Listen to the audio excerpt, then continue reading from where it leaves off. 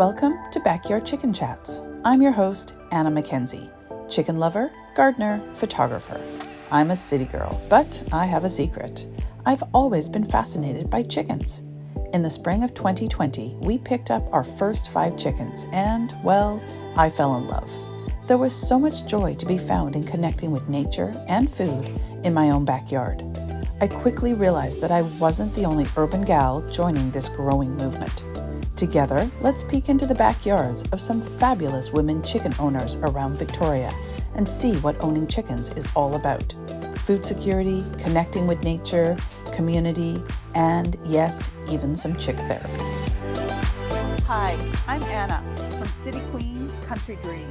Today on the Backyard Chicken Chats, I am at Heartfelt Farms. This is a really special place. It's run by Katie and her 2 daughters, Hannah and Sophie. They have wonderful animals here, including chickens. Let's go take a look in their backyard. Hello, ladies. I have been so looking forward to this visit. I'm finally at Heartfelt Farm with all 3 of you. I'm so excited to be here. So thank you for making some time for me to come visit and talk all the things about chickens and farm and art. And I'm so excited. I'm going to ask you to introduce yourself. And then tell me a little bit about yourself. Okay. First, if it's okay, I want to start with just acknowledging the territory. Please do. Thank you. So I'd like to acknowledge the territory, the unceded territory of the Saanich First Nation and the Lakota-speaking people on whose land we are privileged to be guests and to live, work, and play, including Sartlet Nations, Sikkim, Sayal, Ponies, Esquimalt, and more, Malahat. And we're so grateful for this land and for all the animals and presences that are back here. Well said. Thank you, Katie. So my name is Katie Schoon, and I'm the founder of a private practice here at Heartfelt Farm, which is called Heartfelt Therapy. And our the people we support here are about 95% of women, children, and youth. And we have a small population of adults, often children who have aged out of care, and we've built a long-standing relationship with them. So they're now considered adults. And when we can find funding for them, they come and continue the relationship with the farm and with myself and all the animals that are here. Tell me about the animals that are here. Well, most of the animals that are here have found their way here. We don't go shopping for animals. They have, through a number, usually through relationship with others. We are fortunate enough to be able to take in animals, some of them that have needed homes, like our most recent rescue pony from a rescue organization in Vancouver. And some have been gifted to us. And it's just generally through relationship. And all the animals that are here are animals that have come to work alongside us. So they support the facilitation of mental health work, therapeutic work at the farm. Right. We have a mixture of some large horses, some miniature horses, chickens, a dog, and what else do we have here? Goats. Oh, and our goats. Oh, the goats. Yeah. The goats, we actually did pay for those goats, but it went back into the community because they just came down the road from a small farm. Wonderful. Yeah. We're also sitting here with your 2 lovely daughters. Who do we have next besides you? My name is Sophie Schoons. I guess I'm the program coordinator here, and I help run the camps, and just we're constantly coming up with new ideas, so I'm helping making those happen.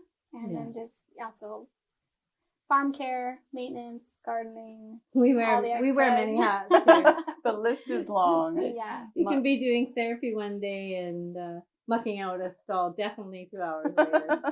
I love it. It keeps it real. Yeah, it keeps it real. And next we have Hannah Schoons. I'm the youngest. I also help and assist in running the programs in our camps and working on the farm, taking care of the animals, garden work as well. Yeah, farm work. Hannah is very much an integral part of the equine portion of our farm and is currently in training with the National Association of Equine Facilitated Wellness to gain skills in that area. And hopefully, she's doing some practical work here right now too.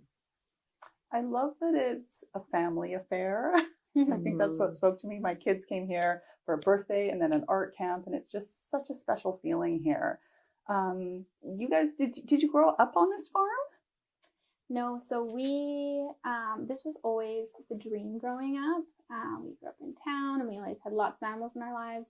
And the goal was to find the right place to make this wellness facility happen.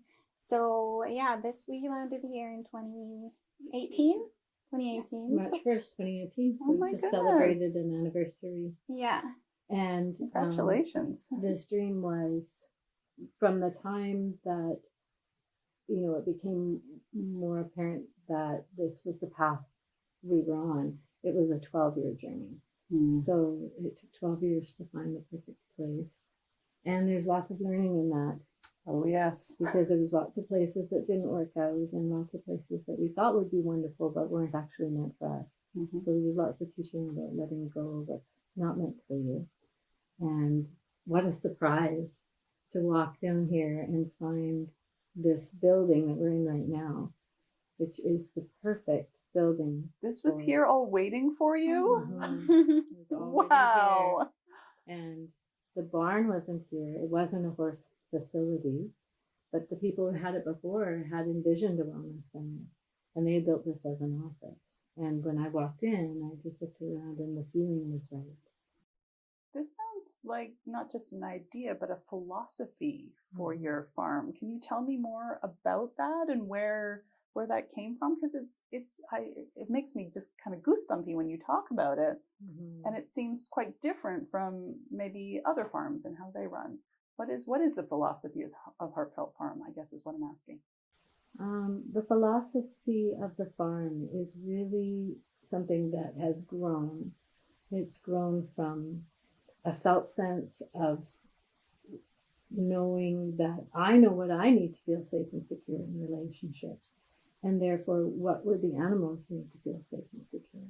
I know what I need to be able to show up with my best self. And what do they need to show up with their best self? And really, I would say that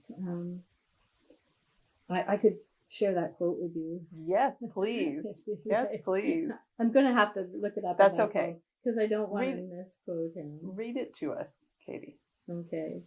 So I knew growing up, I always had a lot of animals growing up, and the animals provided so much support for me and were able to be such great listeners, and that in their presence, especially in the presence of horses, there was a settling of my nervous system and a sense of belonging.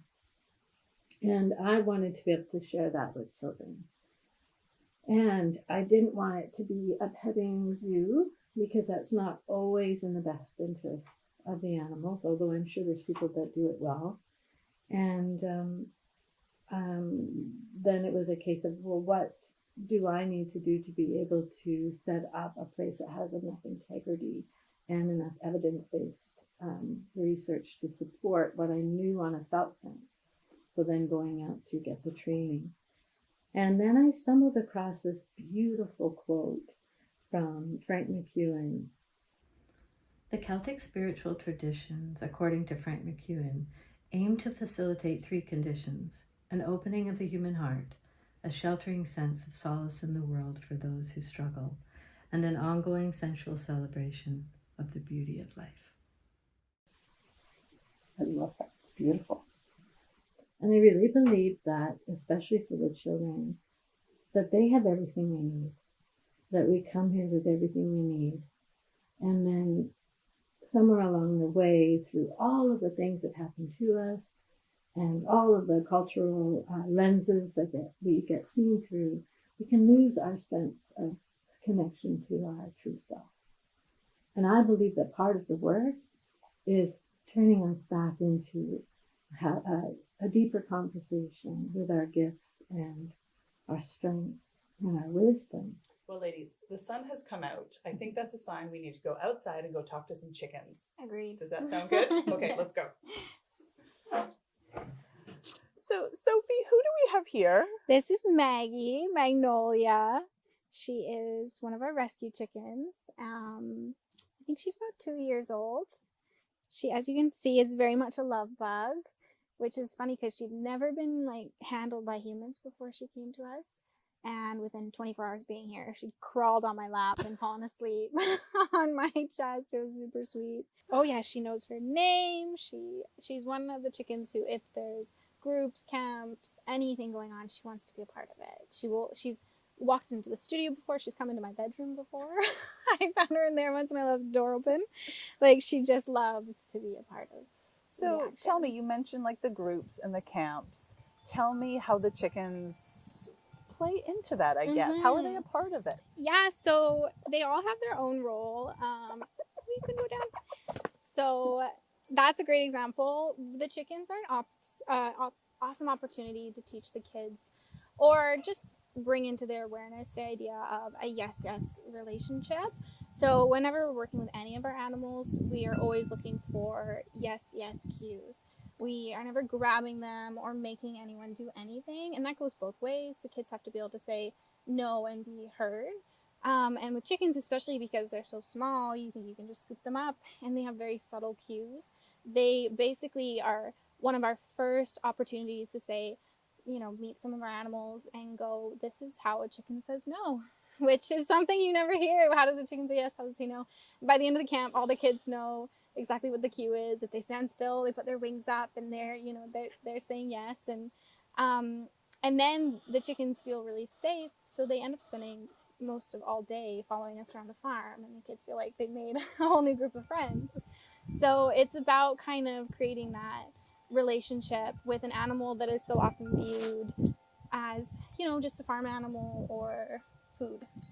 So just kind of speaking to the sentience of what they need and what they like, and who they each are, because they're all individuals. Like, Maggie's different from Petal, and they all have their own wants and needs. They really are. I wasn't prepared for that when I got chickens. Yeah. I didn't think they would be so unique in their personalities, how they communicate. Totally. It's quite fascinating. So tell me, how many chickens do we have on the farm?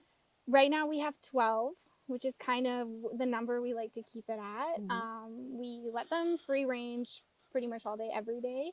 So we have one rooster who is really great at his job. He's in charge of kind of keeping them all safe. He was actually raised here from a chick, and he is phenomenal. And then we occasionally will, if some of our hens get broody, we might hatch out some more, but we try to really keep awareness of, you know, not having too many of anything, so everyone can feel like they have the space that they need in the coop, and the just, you know, they all need to have their needs met. Exactly. I like that. Yeah. So are you the person who mostly takes care of the chickens and their needs? Yes, I've become the chicken lady. Chicken lady, I love it. But I mean, so I moved back home with COVID, and we were on a farm, and of course I was like, I mean, I grew up loving all animals. I obviously wanted chickens, and I did not expect to fall in love with them the way I did. And again, same as you, the personalities that come through, the drama that goes down, it's hilarious. Like, they're so entertaining, and they're a lot of work, so it's kind of up to me to make sure that they're all being, you know, monitoring where they're at, their health, keeping everything clean, keeping everything sanitary, keeping them safe, because we do love them free ranging, but we've always got to keep an eye out for who else is around. And yeah, it's pretty much, I mean, we do a collaborative job sharing of everything here, but chickens were my thing. I join you in that I was surprised in falling in love with chickens. Yeah, right? A bit surprising, but I still love it nevertheless. Yeah. I'm just fascinated by your rooster because he's so large. Isn't he massive? Are roosters normally this big?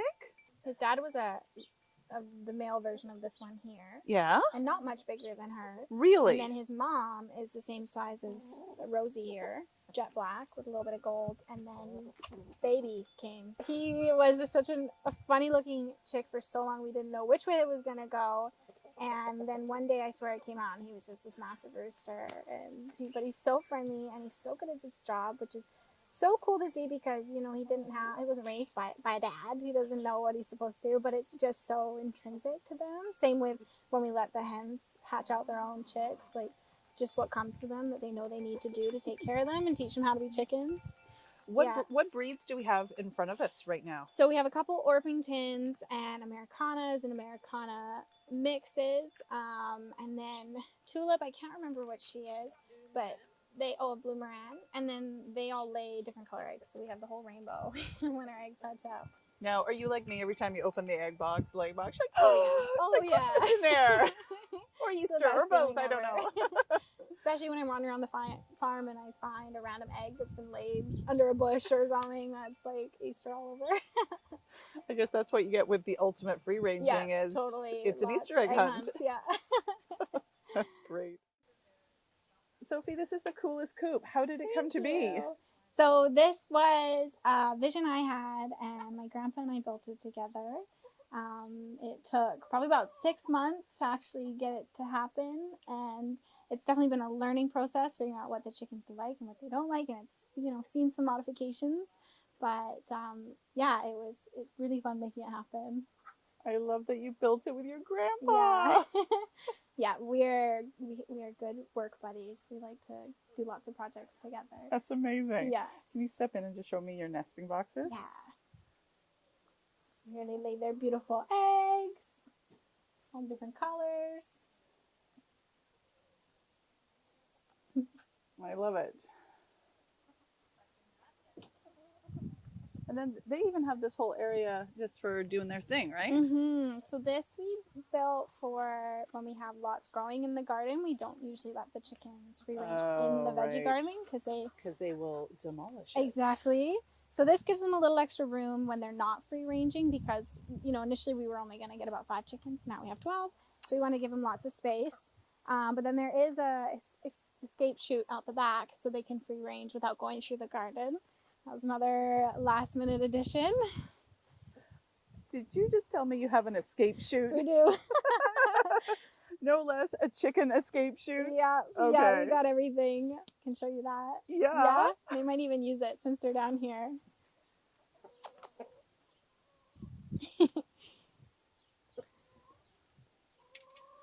So this is their door when we don't want them going through the garden. We open this up in the summer. And they'll probably go check it out now. And then at night they'll come back in through this way. Yeah. It's pretty cute. What do you think, Sage?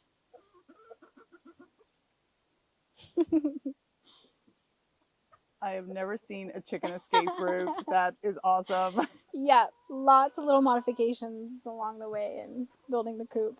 But this was probably my favorite. We made our way down to the barn. Who is this beautiful one?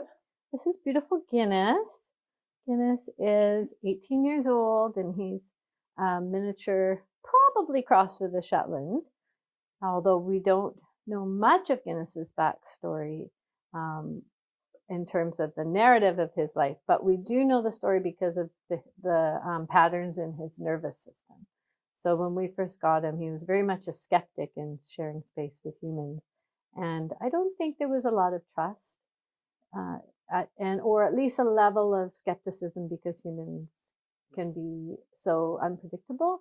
And our body language, we're often unaware of what our body language is saying to horses. And body language is so important to horses.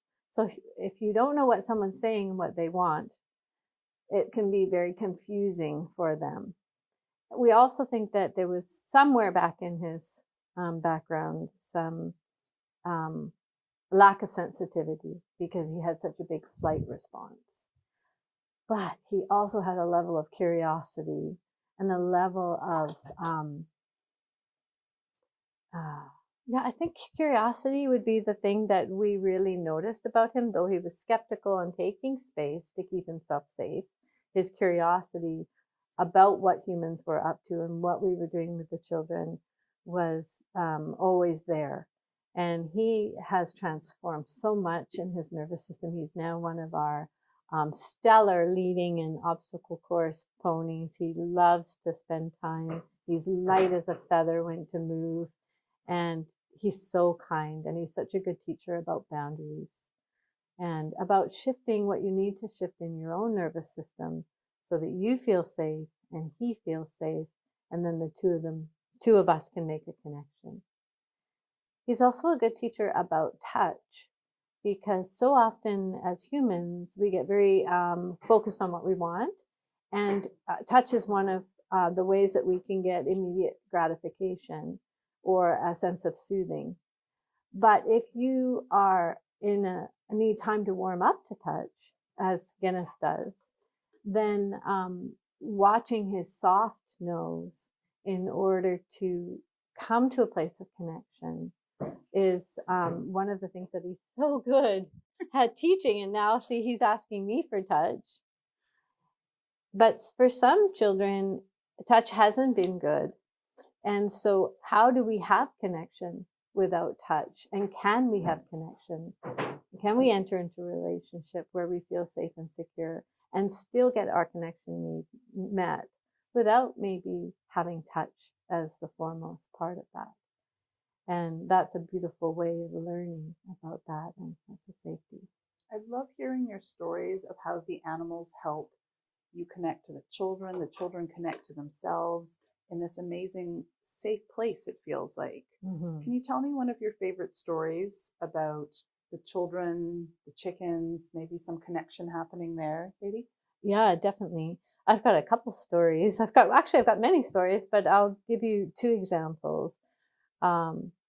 One is that because the animals know that everyone here is on the same page in terms of the level of the quiet approach and the level of watching and asking and being willing to make a shift in the asking, the animals feel safe coming forward. And there was a child we had in group recently where there was some grief and loss present, and that was really very much activated in her nervous system. And sometimes when we come to a place which is calm and safe, that's when we can be with our difficult feelings. And we don't often have words when we're younger, especially if any traumas that have happened before language centers are developed. It's the story is in our body, but we might not know. And it's okay not to know. It's just about holding space and sitting with the feeling and allowing, having enough security and resources in the relationship and within that child to be able to hold that. And sometimes we need help. And the chickens are so good, as the horses are, to come forward. So this little girl was struggling with some grief and loss. And Maggie came forward and said yes to being picked up. And she came and sat in the little one's lap. And actually Spot entered too, and he lay down at her feet. And between those two nervous systems, we now start to have a biofeedback loop, which says, I can hold some of that for you, which helps that child move and share some of that along. And the animals are willing to do it. They also have really good self-care practices, and given enough freedom to do that and do what they need to do for self-care, they're not left holding it. So that was one example of the comfort that can come from being in the presence of animals and having someone witness. The power of witnessing is really important as well. Did you see a change after that you'd witnessed that moment? Yeah, the level of activation came down and the affect changed, and there was an opportunity to engage in that part of that child's nervous system that was more available for the social engagement system. So being able to feel some tenderness, be able to feel something else in your system and make room for the joy of a new connection while also the grief and loss are there. So we just have a little bit more spaciousness now in the nervous system. Such beautiful healing. Yeah. The power of animals always amazes me. Yeah, they're amazing. Also in play therapy, expressive play therapy that we do here, as well as art therapy, we're really working with metaphor, and metaphor is the language of play. And metaphor provides a safe opportunity for children to project, to keep themselves safe while projecting what they're carrying or what they're curious about or what they're experiencing onto a toy or the artwork or an image. And we use metaphor a lot to share stories because we have the wonderful ability to change our stories, both in terms of our cognitive capacity, but also in terms of our nervous system. And we always say to the kids, Guinness was a rescue pony, but that's not his story anymore. He's not a rescue anymore. He's got a forever home, and he's well loved and has a community of which the children are a part of. And so I work with a lot of children in care, and Maggie was an excellent example of the constitution of families may not be something that the child may not be living with their birth mother. They may be living in a foster care environment. And Maggie provided an opportunity for me to talk about the constellation of families and how families are unique and individual. And because Maggie wanted to be a mother and she sat and was brooding on her eggs, but it went beyond the normal stage of the eggs weren't going to become chicks. And so we had a decision to make. Do we break the brood or do we get some chicks for her to raise? So another farmer down the road had some day-old chicks. And at night, we were able to slip the chicks into her brooding cage. Oh, did you? And put them under her. And the next day, she was so happy to have this beautiful flock of little babies, two of which are still with her, her daughters. And it became a beautiful metaphor for teaching about the unique constellations of families and for families that are coming for addressing some of those attachment needs. That's a really safe way to speak about the stories and to show some examples in the animal kingdom. Hannah, who do we have here? So here we have Ladybug. She is our smallest miniature horse. She stands at 28 inches tall. She is adorable. I can't stand it. And she's about 16. She's 16 years old. 16. Mm-hmm. Amazing. And what does Ladybug do on the farm here? Well, Ladybug is such an integral part of the farm. I really believe that all of our animals come here and they just have each of their own, like so many gifts of their own. And one of Ladybug's gift is just creating a really safe spot and a spot of safety for anyone who comes in contact with her. That's a beautiful gift to have. My goodness. Yes. Was she like that when she first came to the farm, or did that evolve over time? I really think it's something she's carried throughout her whole life. And I feel really so honored that she's here and that I think it also opened up a space when she came here. She felt like there was a space to really step in. So she became more of herself, even more, because this is a safe place for them. They know they're going to be heard. They know they're going to be listened to and their needs are going to be met. And so I do think that just blossomed over time, but that has always been a part of herself. And I love how everybody and all the animals all coexist so beautifully here. From the goats, the ponies, the chickens. It has a wonderful symbiosis. Is that the right word? Am I using that right? Is that something that you guys have worked to cultivate, or that's just happened? I think given the chance, the space, having their needs met, their three basic needs are friends, forage, and freedom. And anything on top of that with meeting their needs and listening to them just creates a safe container for them. Give me those again, please. Friends, forage, and freedom. And does that apply just to ponies, or would you apply that to other farm creatures, even to us? I don't know. I think that probably could go for everyone. Yeah, everyone. But I think with those being met and then knowing there's attunement here and we will listen to them and their needs, I think they've all just sort of connected and they know that this is just the rhythm of the farm. It's just kind of runs through them. It really does. Friends, forage, and freedom. Thank you. That is a major takeaway. Yeah. Perfect. Really. Thank you, Hannah. Ladies, I cannot think of a better way to wrap up my afternoon in Heartfelt Farms than sitting in the goat pen with the goats while a few raindrops come down.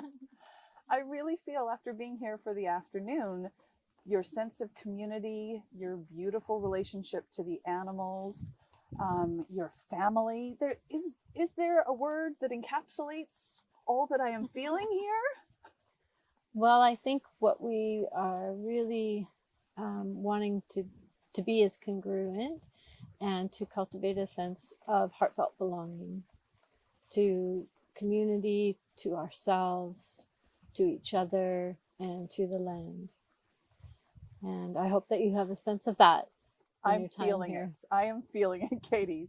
Thank you so much for inviting me. Thank you for sharing all your stories and your beautiful love for the animals. It's been a pleasure being here. Thank you for coming. Hope you come back. Yes. Did I say that too fast? Yes.